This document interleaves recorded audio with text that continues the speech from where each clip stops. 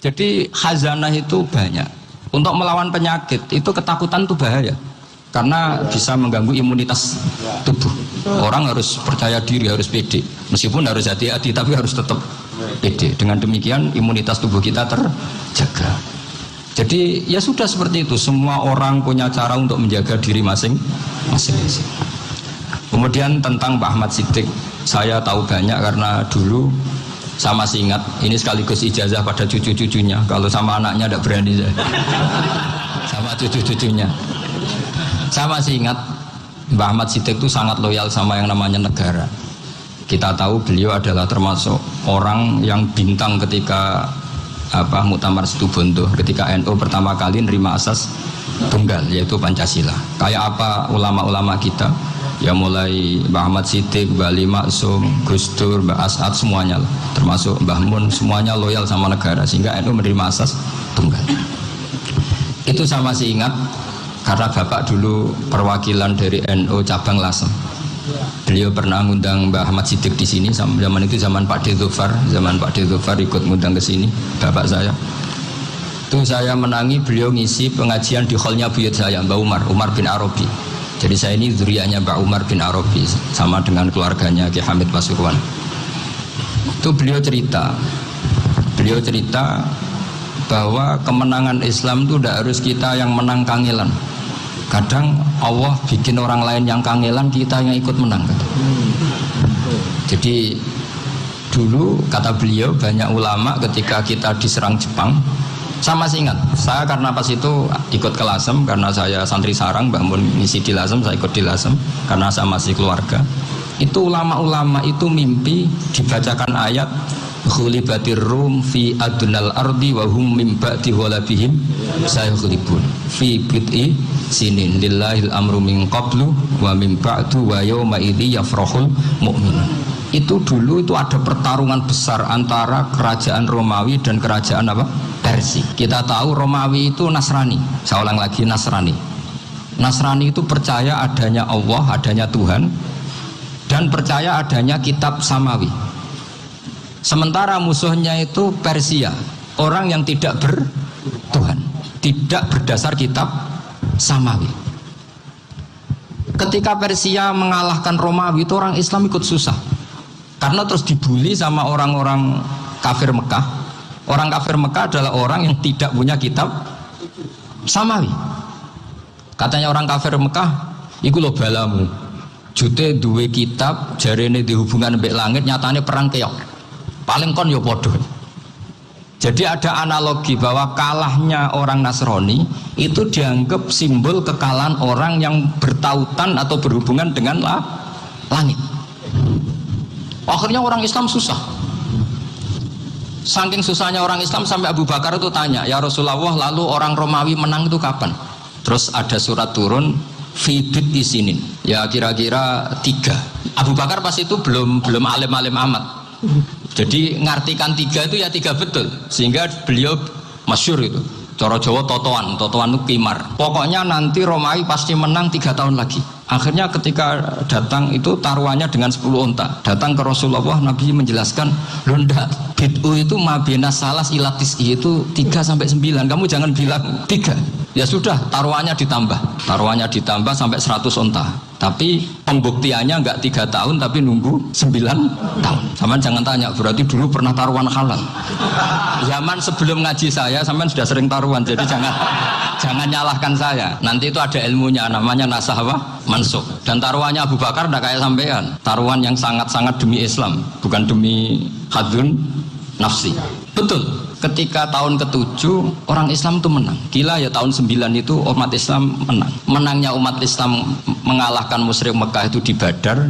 Romawi mengalahkan Persia. Gara-gara Romawi mengalahkan Persia itu cara berpikir orang itu rubah. Ternyata langit itu ada, kekuatan langit itu ada. Sehingga meskipun akhirnya orang Kristen bilang ada Trinitas, terus mereka keliru dalam mengartikan Isa, tapi ada sekian nabi yang mereka sebut dan mereka hormati. Ada sekian kesamaan. Sehingga dalam Islam, saya ulang lagi, dalam Islam, andai kan disuruh milih orang komunis sama orang Nasrani, Islam tentu sama-sama kerjasama, milih sama yang Nasrani. Karena ini ahli kitab, kerjasama loh, bukan milih menjadi Nasrani. Nanti kamu salah paham, senangannya terus bully. Itu semangatnya pasti hasad ya. Nah, terus lalu relevansinya dengan Indonesia gimana? Wa yauma idzi yafrahul mu'minun. Ketika orang Romawi yang punya kitab samawi mengalahkan Persia yang tidak punya kitab samawi, itu orang Islam ikut bunga, ikut gembira. Itu semua kiai banyak yang mimpi seperti itu. Ini cerita Pak Ahmad Siddiq. Saya dengarin itu. Ternyata betul. Jepang itu nggak dikalahkan Indonesia. Jepang, Hiroshima dan Nagasaki dibom oleh apa? Sekutu. Akhirnya Jepang pulang. Pas Jepang pulang, Indonesia merdeka. Itu dulu kiai-kiai sudah nakwil bahwa menangnya Indonesia itu tidak harus mengalahkan penjajah. Pokoknya nanti penjajah ada yang mengalahkan. Jadi orang Islam zaman itu tidak bisa mengalahkan Persia. Yang mengalahkan itu Romawi. Tapi orang Islam ikut gembira. Itu sebenarnya wa yauma idzi yafrahul mu'minun binasrillah. Jadi orang itu cara berpikir Quran itu beda. Sehingga saya ini cerita ke cucu-cucu Mbah Siddiq karena ya nasabnya sama sampai saya, karena sama-sama sampai Mbah Sambu. Bedanya keluarga saya lewat Mbah Abdul Azim, kalau yang keluarga sini lewat namanya Mbah Yusuf. Itu saudara sama Mbah Abdul Azim, sama-sama sampai Mbah Sambu. Tapi keinginan saya tentu bukan sekedar silaturahim gagah-gagahan diceluk Gus. Celuk Gus repot. Nara ora alim ra pantes. Nak beling ra pantes. Salam templek 1.000 jaluk swarga. Kok mentalan yang 1.000 jaluk. Kamu nginep di hotel 100.000 itu tidak cukup, apalagi untuk bayar apa? Surga itu nggak sopan sekali. 1 juta ya nggak bisa itu, 100 juta juga nggak jelas juga. Terus sampai mendingan nggak usah salam template, malah nggak mungkin masuk surga kalau. Jadi dulu yang namanya zuriyah, sampean tenang saja, nasab sampean tidak kalah dengan kita, karena nanti setelah di kuburan itu gus-gus itu nggak penting. Semua kalau ditanya bapak kamu siapa, jawabannya siapa? Nabi Ibrahim. Sudah parmin parlan hilang semua, sudah aman pokoknya nanti. Karena kalau nanti ditanya malaikat bapak kamu siapa, jawabnya Nabi siapa? Ibrahim. Makanya saya itu pemuja Allah yang serius. Sampean ya pemuja Allah, tapi kan kadang kurang alim. Saya ini pemuja Allah serius. Saya itu kalau ngaji, ya ngaji biasa belajar, itu sering nangis, nangis seneng. Misalnya saya baca tadi, Miftahul Jannah la ilaha illallah, kunci kok dikasihkan. Kita ini masuk neraka gak pantas, enggak bawa kuncinya kok masuk. Harusnya kita ini masuk surga, kita kan pegang kunci surga, gak pegang kunci neraka. Maka aneh kalau kamu masuk neraka itu aneh. Coba kita pegang kunci surga apa kunci neraka? Tapi kadang teman saya suun rokok anu kunci ini. Karena tidak ada pintunya. Terus saya bilang, kamu kok tahu? Memangnya mau ke sana, kata saya. Saya tidak punya rencana tahun neraka. Karena nanti di antara syafaatnya Quran itu orang kalau mau masuk neraka tidak jadi. Ya nggak apa-apa ya, diatur sendiri. Jadi di antara syafaatnya Quran itu orang nggak jadi masuk neraka. Jadi syafaat itu ada 2, dari neraka diangkat ke surga, dan itu bisa lama itu. Tapi kalau syafaatnya Quran itu yang belum masuk neraka supaya nggak jadi masuk neraka. Karena neraka juga punya aturan, dia juga kena aturan fikih. Jadi betul ini, saya ada guyon. Jadi kena konstitusi apa? Fikih. Sama tak ceritani syafaatnya Quran itu ada orang itu beling itu fasik. Itu dihafal surat Tabarok. Hafal betul. Tabarakalladzi biyadihil mulku wa huwa ala kulli syai'in qadir alladzi khalaqal mauta wal hayata. Pertanyaannya gini, boleh enggak orang menginjak surat Baqarah? Boleh enggak? Enggak. Padahal orang hafal Quran itu artinya ayat itu ada di hatinya. Fa inna wa ta'ala la yu'adzibu qalban wa al-Qur'ana. Allah tidak akan menyiksa hati yang menyimpan Quran, yang jadi flash disknya Quran, yang jadi rekaman Quran. Singkat cerita orang ini hafal. Pas ketemu Mungkar Nakir prosedur kan, ini orang fasik mau diantemin sama Mungkar Nakir. Prosedur ya, dia kan prosedur standar. Si surat Tabarak akhirnya menjelma jadi seseorang yang gagah berani. Kamu nggak boleh nyiksa orang ini. Saya ini kalamullah. Kalau kamu nyiksa dia berarti nyiksa saya. Kamu berani sama kalamullah? Wah ya tidak berani jadi Mungkar Nakir. Tapi orang itu nakal, harus saya gebukin. Tapi kata Quran tadi, tapi saya di situ pasti kena saya. Oh debat. Enggak ada lajnahnya, ini gak ikut. Kalau Gus Firjon ikut jadi lajnah. Kalau jadi lajnah pasti kroninan, kalau santrinya dimenangkan. Akhirnya debat. Ya sudah, kita ketemu Allah. Akhirnya Mungkar Nakir sama Quran tadi surat Tabarok datang sowan sama Allah. Terus kata Allah, memangnya kenapa Mungkar Nakir? Saya harus nyiksa dia karena dia fasik ya Allah. Memangnya kenapa surat Tabarok? Saya ada di situ. Menurut aturan orang tuh nggak boleh ijak-ijak Quran. Kalau dia nutuk saya, nutuk Quran, itu harus dikasih tahu fikihnya Mungkar Nakir. Akhirnya Allah ngendikan gini ke surat Tabarok, ya sudah terserah kamu. Kalau terserah pulau Gusti, Mungkar Nakir nggak boleh nyentuh orang ini. Ya sudah selamat. Sehingga terus itu sampai baca di termasuk mujizatnya surat Tabarok di tafsir Ibnu Katsir banyak. Karena tadi logikanya malaikat itu juga kena aturan fikih. Sehingga banyak ulama termasuk Said Muhammad ngendikan pertanyaan Mungkar Nakir itu tidak semua orang kena. Kalau semua orang kena, nanti kalau tanya Nabi Muhammad, waman nabiyuka? Kacau kan jamnya. Nabi kamu siapa? Saya ini Nabi. Ya kan? Lah nanti kalau pas ketemu Nabi Ibrahim, waman abuka? Jadi repot kan? Makanya ada kiai yang guyon kalau ditanya, marab buka? Saya ini guru tauhid sembrono. Saya ini ngajar Umul Barohin, kamu tanya marab buka? Masyhur itu keramatnya Imam Malik itu. Ada Ashabu Malik, rajulun min ashabi Malik. Beliau ditanya Mungkar Nakir marabbuka manabiuka. Imam Malik datang, ini seumur-umurnya itu ngajar tauhid. Kok kamu bedai enggak sopan kamu? Dan kita berharap barokah sampean ngaji nanti itu. Malaikat itu anak sungkane itu. Jadi itu. Dan saya meskipun guyon itu serius. Bedanya orang alim sama ndak itu di situ. Kalau orang alim itu guyon itu masih benar, masih serius. Coba saya bacakan ayatnya. Ala inna auliya Allahi la khaufun alaihim wa lahum yahzanun. Terus lahumul busyra fil hayatid dunya fil akhirah. Artinya kalau Mungkar Nakir dengan penampilan garang gitu, berarti ada ketakutan apa enggak? Ada. Padahal ciri utama walinya Allah tidak ada ketakutan. Makanya itu termasuk dalilnya Sayyid Muhammad, tidak semua orang alami seperti itu karena wali-wali itu la khaufun alaihim wa lahum yahzanun. Wah anak kiai ketemu karena kerja buat tidur bedek. Iku rezeki ora kalau pertanyaan itu nak konan santri piye. Lho isen wis kiai dihanjuti Mungkar Nakir. Malu gak kira-kira?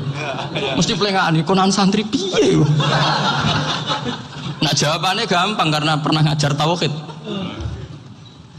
Makanya Sayyidina Ali ini ceritanya ada di kitab Nurul Dholam. Sama lihat di kitab Nurul Dholam karangannya Syekh Nawawi Banten. Itu Sayyidina Ali itu ya, andekan orang biasa mungkin ya agak-agak hasut, tapi ini wali gak boleh kamu katakan hasut. Dia itu mangkal sama Umar. Orang kok setiap orang pernah dibentak. Apa dia berani bentak Mungkar Nakir? Penasaran ya. Bagaimana perangnya Umar itu berlanjut enggak gitu kira-kira. Akhirnya minta ya Allah saya minta kasyaf. Ya karena yang minta Sayyidina Ali karena mau wajah dituruti sama kasyaf. Dilihat Sayyidina Umar pas meninggal itu. Jadi hasud itu ya kadang penting asal baik. Ya betul bahasa Kanjeng Nabi kadang la hasada illa fisnaten. Itu Nabi bahasakan ya hasad. Gus Firson aja yang nafsirkan ghobtoh itu kan gaya-gayanan sebagai ulama. Aslinya Nabi ngendikannya itu la hasada illa fisnaten. Ulama yang ganti itu namanya ghobtoh. Wong Nabi sendiri nyebut hasad kok kamu tafsiri ghobtoh. Ya hasad ya hasad. Udah enggak usah ditawil-tawil pokoknya gitu. Kalau sama nggak percaya nggak apa-apa. Kok gitu aja kok repot. Karena sama nggak percaya kemungkinannya dua. Satu nggak ngerti. Dua sama-sama alim. Kan dari awal kalau sama-sama alim kan laisali alimin ayuqallida aliman akhir. Kita nggak perlu saling mengikuti. Ngapain hasud? Biasa aja. Akhirnya Sayyidina Ali kasar. Pas Umar bangun, setelah mati kan bangun, setelah meninggal bangun. Mungkar Nakir datang dengan perang yang sangat garang. Itu digambarkan Sayyidina Ali matanya itu kalkidril ghali. Kayak apa kendil yang apa menganga. Wah seru. Sayyidina Ali senang, paling takut ini Umar. Senangnya bukan main, wah ini mesti takut Umar. Biasa. Ternyata enggak, Umar malah bangkit. Woi Mungkar Nakir, kamu tahu menghadapi siapa?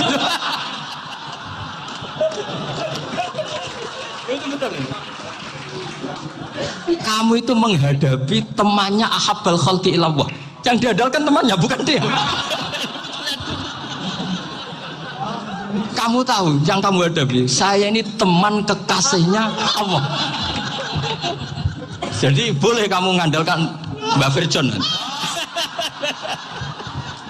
Tapi nanti resikonya mungkar-nakir tanya, itu Virjon siapa? Wah itu masalah kan. Makanya syaratnya wali itu harus ma'rufun fis sama. Di langit sudah populer. Makanya dulu ada orang yang saking seninya Abdul Qadir ditanya apa saja jamnya Abdul Qadir Al-Jilani, itu aman karena beliau populer. Makanya program kita harus populer dulu di langit. Nah, itu nanti kalau dicatut oleh santri-santri nggak apa-apa. Kalau nggak populer nanti dicatat, itu siapa? Masalah ini. Umar itu yang dibanggakan itu, kamu tahu saya siapa? Ya enggak tahu. Saya ini temannya kekasihnya Allah. Temannya Muhammad, iya Muhammad Rasulullah. Mikir, waduh, repot.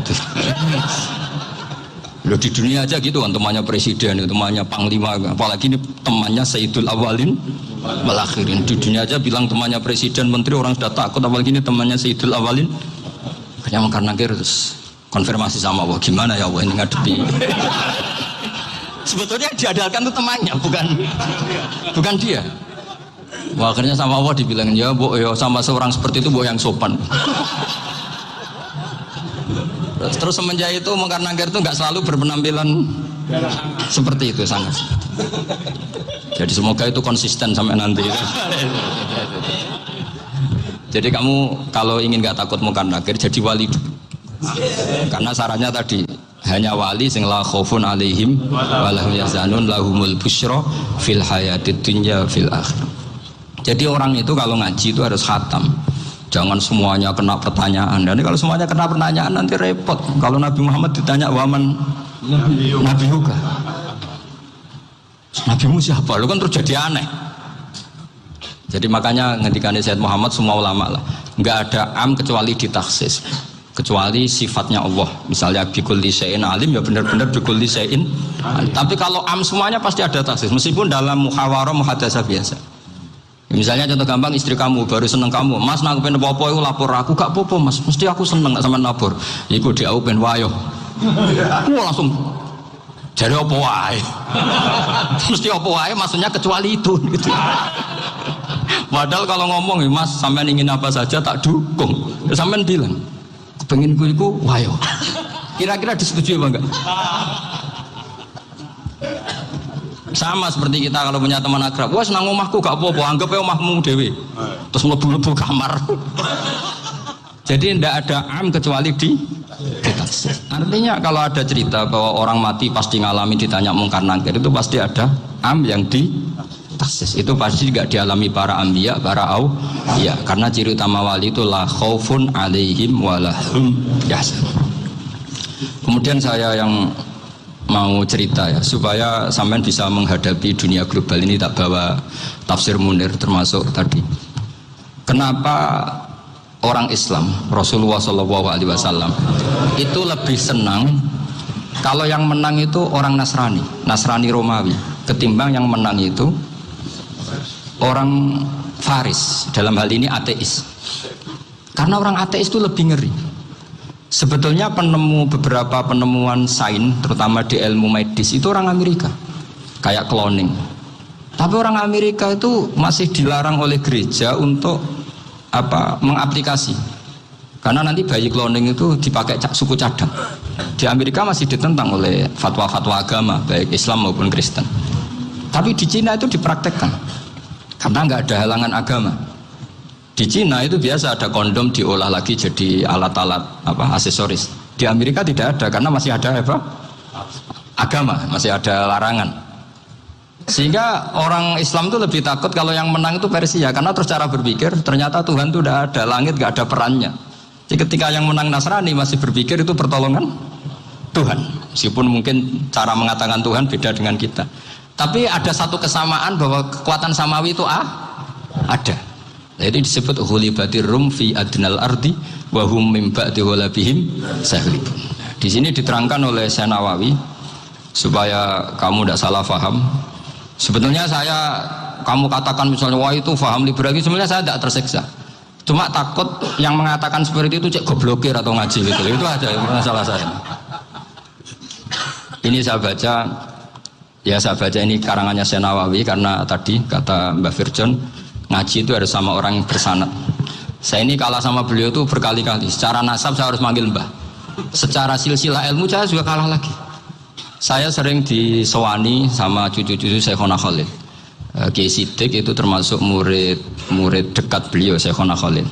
Kalau itu berarti kan Gus Firjon, Ahmad, terus Mbah Siddiq. Mbah Siddiq ngaji Syekhona Khalil. Syekhona Khalil itu pernah ngaji langsung sama Sayyid Zaini Tahlan. Berarti beliau dari Sayyid Zaini Tahlan itu baru generasi kelima.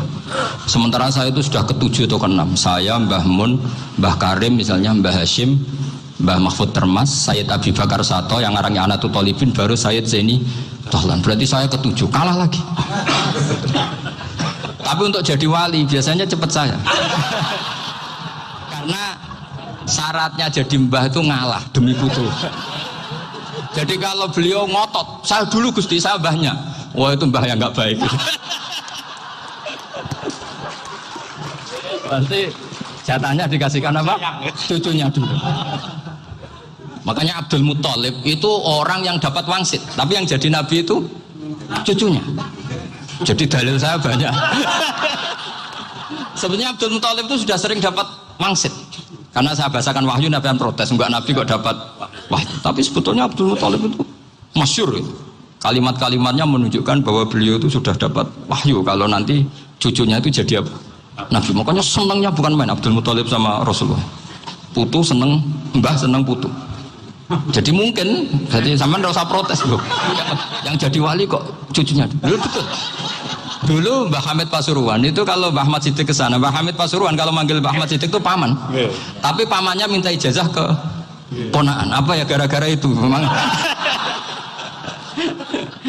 Kalau itu masih berlaku apa? Ngalah tadi.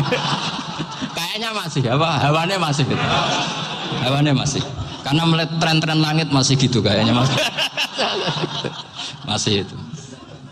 Ya, tapi banyak tetap dapat jatah, tenang saja nanti. Tapi memang sebaiknya mbah itu legowo. Rasulullah Muhammad SAW itu terkenal min dzurriyyati Ibrahim. Tapi kata Rasulullah, ana dakwatu Ibrahim wa bisyaratu Isa. Aku nganti ngene iki barokah dongane Nabi siapa? Ibrahim. Jadi dongane Nabi Ibrahim ya tiba teng putu. Jadi banyak bukti bahwa jatuhnya aku putu gitu. Tadi saya di kamar sama beliau berduaan. Nih Mbah sing dadi wali di sini, aku webang. Cocokan tadi. Nah kenapa saya akhir-akhir ini gulirkan daftar wali? Kenapa? Saya ini resah ya, orang sudah ingin dicintai pejabat, dicintai tetangga, dicintai teman. Tapi kadang-kadang orang lupa lagi dicintai Allah. Makanya saya meskipun guyon, tapi ini amdan, bukan sahwan. Supaya orang punya cita-cita lagi jadi wali, ingin dicintai Allah. Kita ini terlalu lama ingin dicintai makhluk. Boyau naik kelas sedikit lah. Ingin dicintai Allah Subhanahu wa Ta'ala. Meskipun saya guyon, tapi tadi guyon saya tuh lebih serius ketimbang serius Anda. Karena tak pikir saya tuh kalau pergi itu seneng ngebis, bukan karena saya tidak punya mobil, tapi saya sering mau butuh itu supaya nggak diganggu. Karena saya tuh harus punya waktu sendiri. Kalau bis kan ketemu orang nggak kenal, tapi sekarang ya agak susah, banyak yang kenal. Dan susahnya lagi nggak minta ijazah, minta foto. Repot tuh. Mau dibenci itu umatnya Rasulullah Shallallahu Alaihi Wasallam. Mau disetujui itu sanatnya mana? Kalau ketemu orang alim minta apa? Foto. Itu nggak ada sanatnya. Nggak tahu saya itu mazhab dari mana itu. Ya mazhab milenial yang jelas itu kan. Ini tak baca ya biar dapat. Karena ini kenangan saya sama Mbah Ahmad Siddiq. Saya masih ingat betul beliau ngisi kholnya Mbah Abdullah bin Umar, berarti abahnya Mbah Hamid. Karena mbah saya itu Fatimah binti Khalid bin Umar. Kalau Mbah Hamid itu Hamid bin Abdullah bin Umar. Itu saya masih ingat betul zaman itu Mbah Hamid siap khol di Lasem itu rawuh dan saya derek mbah saya karena masih misanan datang ke Lasem. Itu beliau pas itu ngisi sama Mbah Mun. Mbah Mun masih muda, Ki Ahmad Siddiq sepuh senior. Itu beliau cerita bahwa Dulu ketika Indonesia dijajah Jepang itu para kiai mimpi dibacakan ayat khulifatir rum fi adnal ardi wa hum min ba'di walabihim salim. Terus ada kiai yang tanya, takwilannya gimana? Ya nanti Jepang pulang bukan karena kita yang mengalahkan, tapi Jepang ada yang mengalahkan sendiri meskipun tidak kita. Kayak dulu Faris tidak dikalahkan Islam tapi dikalahkan Romawi, tapi yang senang umat Islam. Wa yauma idzi yafrahul mu'min. Itu luar biasa ulama-ulama kita. Delalah kejadiannya Indonesia seperti itu. Yaitu kita tidak mengalahkan Jepang, tapi Jepang pulang sendiri karena dikalahkan apa? Sekutu. Ya ini saya baca. Ini tidak usah dicek bacanya benar apa enggak, sudah aman apa? Aman. Karena kalau saya salah itu ya sengaja. Artinya ya sengaja saja. Ya biasa maksudnya. Saya kemarin ngisi di Pondok Peloso, di Pondok Al Munawir Jogja. Salah itu ada dua, ada salah yang memang benar-benar salah. Itu nggak apa-apa, bisa dimakfu. Karena mesti sange wong goblok salah yang terus itu. Ada salah bawaan ilmu, itu repot tuh dadaninnya. Karena misalnya kita yang biasa belajar qiraat sabah wayah sibuhu, mesti diulang lagi wayah sabuhu. Karena qiraatnya Imam Asim itu hasibah yah sabu bi fathis sin. Sementara kita kalau ngaji kitab kulino yahsibu. Sehingga kita yang biasa belajar sabah itu kalau baca kitab itu kayak orang bingung. Kadang-kadang yang ngaji juga bingung. Gus Pak mau cok bulan piling. Ya tepat-tepatan. Ada yang mengatakan Gus Pak bingung, ada yang mengatakan Gus Pak alim alama. Ya tepat-tepatan nasib tadi. Karena memang ya sabah memang seperti itu. Misalnya kufuan. Kufuan itu Imam Asim baca kufuan. Tapi beliau punya murid namanya Syu'bah. Itu kalau baca kuf'an. Makanya kita itu, ini kan khataman Quran ya. Jadi saya menyinggung sedikit tentang qiraat sabah. Tadi beliau juga sudah tak kasih kitab saya Hifdzuna li Adal Mushaf. Sama tak ajari latihan sabah. Memang angel ya. Makanya yang nggak bisa itu wong pinter. Sudah tahu angel ya nggak usah diteruskan kan. Orang menghindari barang angel itu pinter apa goblok? Pinter. Berarti wong goblok pinter. Saya tuh makanya sama orang goblok tuh respect. Jadi orang alim tuh angel apa gampang? Angel. Menghindari barang angel pinter apa goblok? Loh, orang menghindari barang angel pinter apa goblok? Pinter. Berarti wong goblok pinter. Jadi saya sama orang-orang goblok itu respect. Sudah tahu jadi orang alim angel, ya barang angel ya harus dihindari. Makanya saya ini insya Allah umatnya Nabi yang termasuk yang terbaik. Amin. Karena mencintai umatnya Nabi termasuk yang goblok. Waduh. Itu tidak gampang itu. Karena tadi sudah tahu ya. Seperti itu loh orang naik panjat pinang. Itu yang naik karena ingin hadiah. Yang nonton sudah tahu, wah licin kok dinaikin mau keplotok ya. Tapi orang sepakat yang nonton juga pinter karena sudah tahu ribet kok. Tukun yang pasar gak kena lah apa mana. Sama juga gitu. Ngalim tafsir angel, ngalim fikih angel. Nanti akarek ngaji ngerekam kan gampang. Itu pinter apa goblok? Pinter. Iya. Makanya kula niku mbok burohno ngono tok. Saya tadi dinasihati Mbak Virjon, moga-moga hati saya selamat. Saya itu meskipun kata orang banyak, muhibbin saya banyak, tapi saya insya Allah tidak riya. Saya itu pakai kitab namanya Tasfidul Fuad, itu karangannya Said Abdul Al-Haddad. Ketika beliau punya muhibbin banyak ditanya, bagaimana ya Habib Anda menjaga hati Anda?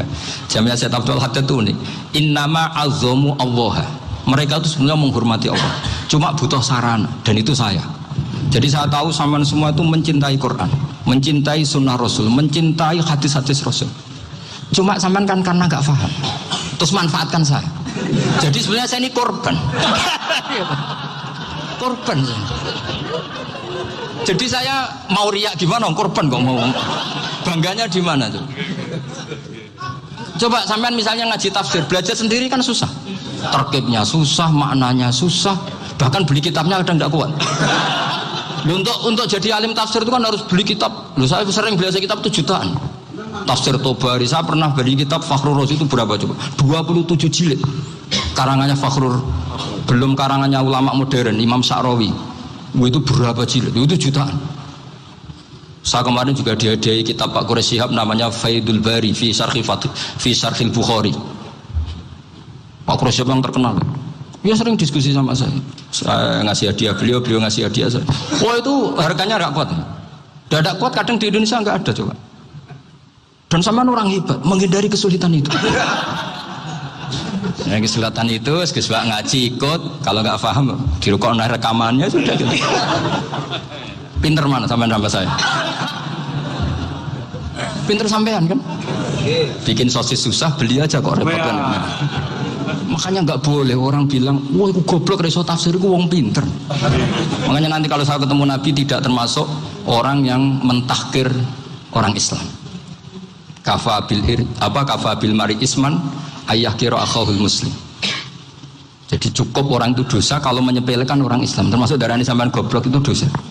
Caranya nggak darani goblok ya tadi di logika tadi. Alim itu angel, ngendari angel itu pinter. Berarti wong bodoh pinter ya sudah gitu. Tapi tetap bodoh. Tapi ini satu cara untuk saya respect gitu.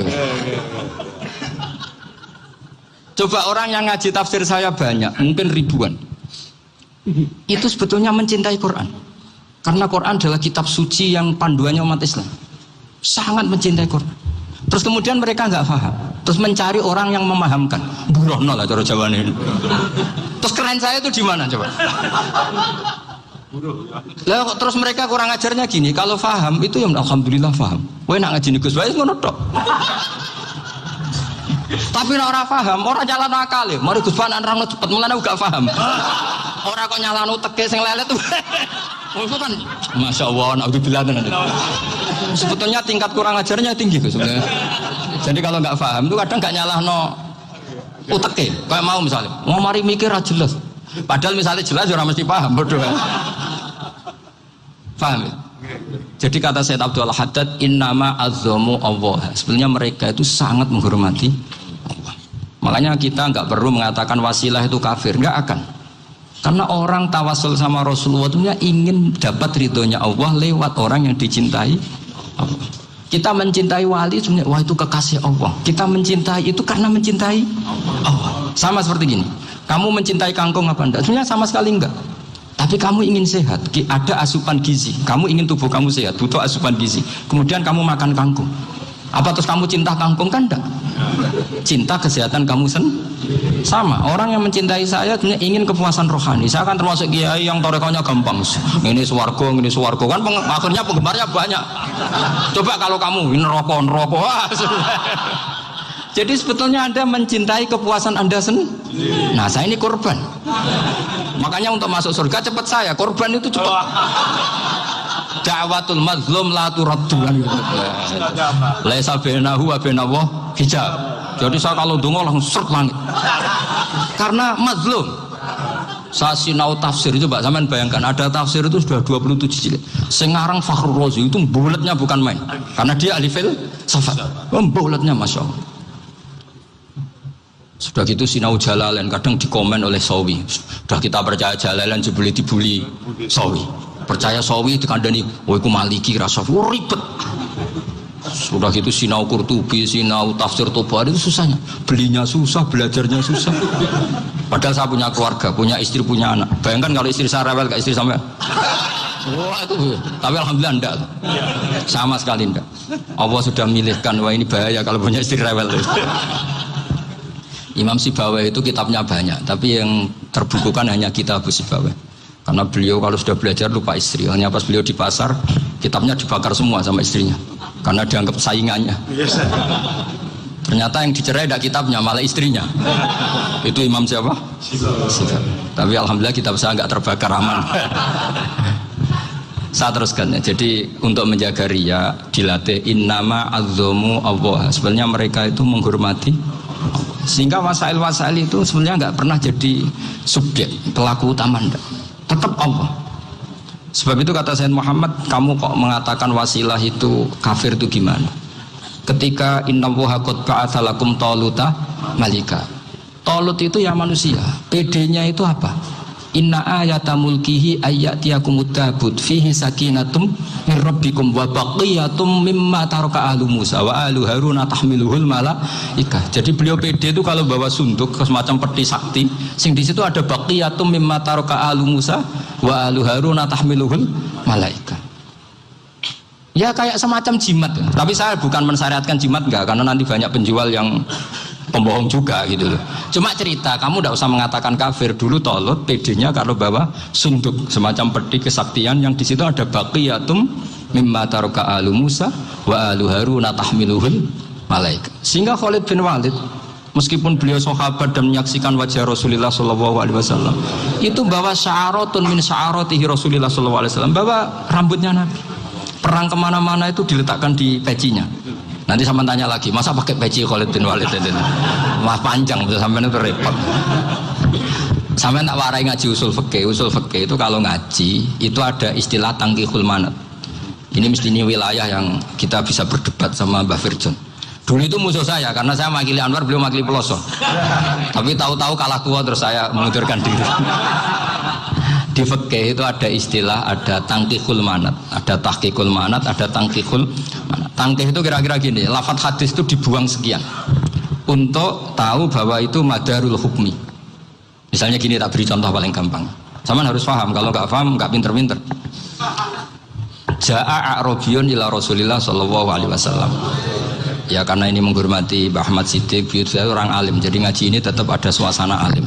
Ya harus ada suasana alim, nggak perlu jadi orang alim, tadi susah. Sudah ngindari susah itu pintar, sudah itu aja. Jadi orang alim susah, ngindari barang susah pintar, berarti orang tidak alim pintar. Nah, meskipun tetap sudah itu pegangi sampai mati nanti.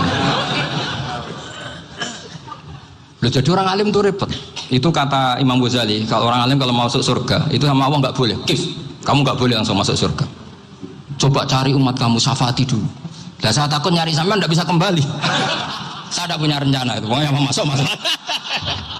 Boleh sampean kuaduan balik raroh dewa, repot nanti saya. Berat jadi orang alim itu berat. Ya saya teruskan ya. Ada tangkihul manat. Ja'a a'rabiyun ila Rasulillah sallallahu alaihi wasallam. Faqala ahlaktu wa ma ahlakaka qal waqa'tu imraati fi nahari Ramadan. Ya sidang kita, saya ini rusak ya Rasulullah. Kenapa? Karena saya menjima istri saya fi nahari Ramadan. Kata Nabi, kamu harus bayar kafarah. Napa Nabi kafarah? Puasa 2 bulan. Wong baru 1 hari aja terjadi gitu kok disuruh puasa 2 bulan. Ya tidak kuat ya Rasulullah. Baru berapa hari saya puasa aja kecelakaan seperti itu. Apalagi kalau sampai 2 bulan. Tidak ya Rasulullah. Ya sudah kalau gitu kamu pertama ngasih makan apa? Itku rokobah kan, pertama merdekakan budak. Tapi kan sekarang nggak ada budak, makanya terus sekarang langsung puasa. Wah ini nggak bisa semua. Ya sudah ngasih makan orang 60. Kasihkan siapa ya Rasul? Ya orang fakir. Saya ini paling fakir. Di kampung saya ini orang paling fakir. Jadi mulai dulu orang fakir itu hubungan suami istri itu paling lancar mulai dulu. Makanya orang fakir itu anaknya banyak. Karena hiburannya hanya itu. Wong Ramadan aja. Coba mau ke ATM nggak punya uang, mau antri di bank nggak punya, mau apa coba? Itu mulai dulu. Ini sanatnya mutasil. Wah, akhirnya sudah sanksinya kan tadi ya, itqu raqabah atau puasa 2 bulan berturut-turut atau ngasih makan 60 orang miskin. Lalu kata ahli usul fikih, kata Arabi dibuang, nggak menjadi catatan hukum. Orang kota pun kalau melakukan itu juga kena sanksi yang sama. Imro'atau juga dibuang. Andai kan itu dilakukan untuk amatnya juga ketentuannya sama. Nah sekarang perdebatan antara Imam Syafi'i dan Imam Malik begini. Sekarang pertanyaan gini, jima istri itu hukumnya boleh apa haram? Boleh kan? Lalu kalau ada orang tanpa udzur kemudian makan siang-siang, cara Imam Malik hukumnya sama, harus kena sanksi yang sama. Karena sama-sama hadku hurmati Ramadan bi ghairi udzrin syar'iyyin. Sama-sama merusak hukum Ramadan tanpa udzur syar'. Lo jima itu tidak zina. Kan hukumnya jaiz. Nah, sekarang makan hukumnya jaiz, harusnya juga kena ketentuan yang sama. Cara pikirannya Imam Malik. Nah, alhamdulillah Imam Syafi'i gak setuju. Wah, cara setuju repot. Bahkan orang-orang Syafi'i sudah punya khilaf, kalau gitu minum dulu. Iya, biar iftarnya pakai minum. Setelah minum baru jima kan. Ya. Ini sudah menyiapkan khilafnya. Ini khas Syafi'i ini, bongsong rekayasa hukum. Nanti bisa belajar jauh cara ngakali hukum. Makanya guyonan yang masyhur Gus Dur itu gitu. Ada seorang kiai atau Gus lah, ya punya salah, namanya manusia kan punya salah, entah cangkruk entah apa, pokoknya punya salah.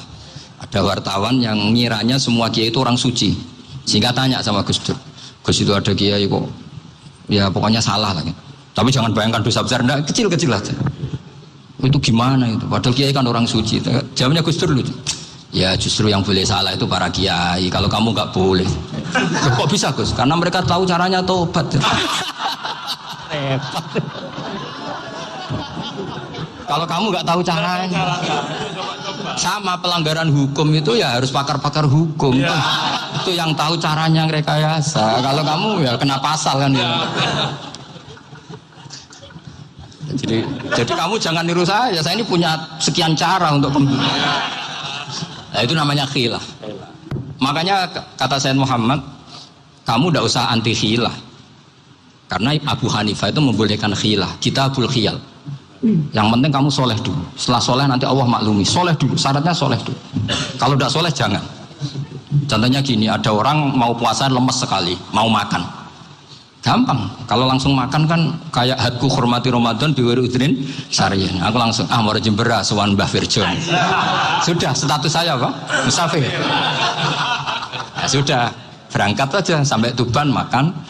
Nanti kalau nggak jadi ya nggak apa-apa sudah. Mulai pergi sudah musafir. Saya tidak tahu nanti malaikat tertarik gebuki nggak tahu. Tapi itu ada khilafnya. Asal soleh. Karena kata Sayyid Muhammad dan semua kitab mengatakan itu. Kalau sama nggak tahu ya kebablasan. Nabi Ayub, yang nabi yang terkenal Gudikan itu siapa? Ayub ya. Itu yang Israiliyatnya akan seru lah. Gudikan dikukur bek kreweng itu terlalu lah kalau itu.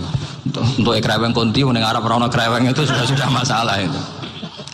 Singkat cerita, Nabi Ayub ketika diasingkan kaumnya itu kan nggak punya sumber makanan.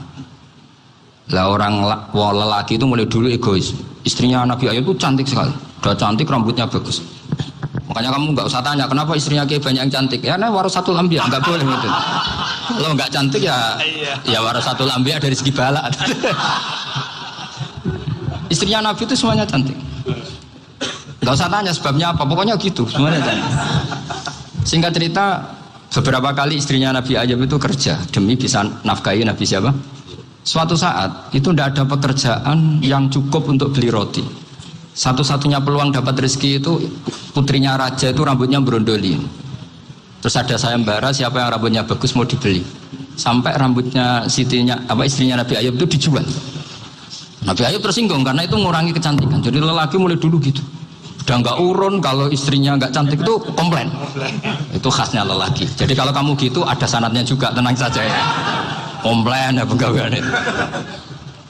Saking mangkalnya Nabi Ayub terus ngendikan la adriban naki mi'ata sautin. Kamu akan saya pukuli dengan mi'ata sautin atau dengan 100 cambukan. Atau mi'ata dikhtin atau mi'ata apalah sesuai konteks zaman itu. Enggak namun pecut tuku konti kok ribet lagi. Singkat cerita akhirnya ketahuan bahwa istrinya menjual itu demi Nabi Ayub. Allah nggak ridho kalau kekasihnya yaitu istrinya Nabi Ayub wis perjuangan kayak gitu malah kena hukuman. Tapi Allah juga nggak ingin kekasihnya yang bernama Ayub melanggar sumpah. Padahal beliau sudah sumpah wallahi demi Allah nanti tak pukul dengan 100 kali. 100 kali dengan lidi lah misalnya, contoh yang gampang tuh lidi. Akhirnya sama Allah dikasih satu solusi. Wa khud biyadika dikhtan fadrib bihi wala tahnas. Ya sudah, lidi itu ikat jumlahnya 100. Terus pukul sekali saja. Anggap saja sudah 100. Iku pangeran sing wari ngakali ngono iku pangeran. Tapi syaratnya soleh. Syaratnya soleh. Jadi kalau kamu anti khilaf berarti anti ajarannya Allah di ayat itu. Wa khud biyadika dikhtan fadrib bihi wala tahnas. Itu dulu ada, ini cerita di Ithaf, ini cerita terakhir, ini sudah sama jangan nama sudah. Terus pengumuman tadi yang nggak pernah sepuh utang saya itu haram tadi. Karena tadi saya punya kewajiban di rumah yang bisa menggugurkan ya kewajiban yang lebih besar. Lebih besar itu ya tadi bisa pernah guru, pernah sepuh, yang jelas nggak umur sampean menang kabeh tuh, tua serepot itu. Ada raja itu ganteng kaya, senengannya nikah perawan cantik. Itu semua kampung mesti kenal. Mungkin digilir atau gimana pokoknya. Suatu saat ada pemuda suka sama perempuan yang di kampungnya, cantik sekali. Kemudian pemuda ini ternyata pekerja di kerajaan itu. Tiap hari ditanya, Oh itu yang di kamu yang cantik siapa? Mau saya nikahin gini. Wah bahaya ini saingannya raja.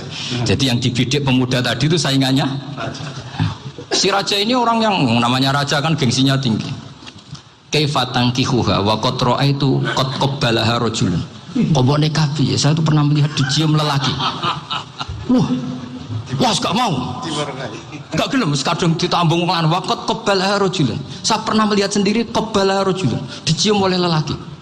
Wah sudah gak minat raja langsung gak keren. Suatu saat pemuda tadi nikahi perempuan itu. Rajanya marah-marah, kamu lelaki gak punya harga diri gini. Gak punya selera, gak punya harga diri, sudah pernah dicium orang kok tetap dinikah. Terus bilang ke raja, ta'rif manir rajul, lelaki itu siapa? Abuha. Kamu tahu lelaki itu siapa? Sopo? Abuha. Bapaknya. Saya kan hanya bilang rajulun. Pernah dicium lelaki.